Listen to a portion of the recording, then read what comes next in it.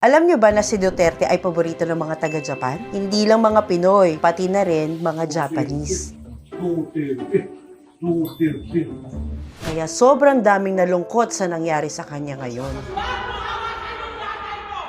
So, ito yung top 3 reason kung bakit paborito ng mga Japanese si Duterte. Number 1 reason, strong leadership at may kamay na bakal. Dito sa Japan, highly respected ang mga leaders na decisive at firm. At kilala si Duterte sa kanyang tapang at malasakit na style of governance, lalo na sa law enforcement at war on drugs. My campaign against drug will not stop until the end of my term. Para sa maraming Japanese, ang ganitong klase ng leader ay isang bagay na hinahangaan. Number 2 reason ay matibay na Philippine-Japan relation dahil sa naging golden age ng relasyon ng dalawang bansa. Noong 2017, nagkaroon ng multi-billion dollar assistance ang Japan para sa infrastructure project sa Pilipinas, kabilang ang MRT-3 rehabilitation at flood control programs. Number 3 ay close sa mga Japanese leaders si Duterte. Isa sa pinaka-iconic moment ni Duterte dito sa Japan ay ang special ban niya kay Prime Minister Shinzo Abe. Alam mo ba ang Prime Minister mismo ay bumisita sa bahay ni Duterte sa Davao? Isang bihirang gesture ito para sa isang Japanese leader. Patunay na malakas ang personal connection nila. Dahil dito lalo pang lumalim ang respeto ng mga Japanese kay Duterte. Sa lahat ng naging relasyon ng Pilipinas at Japan, walang duda na isa si Duterte sa pinaka-well-received na Pinoy leaders dito. Sabi nga nila,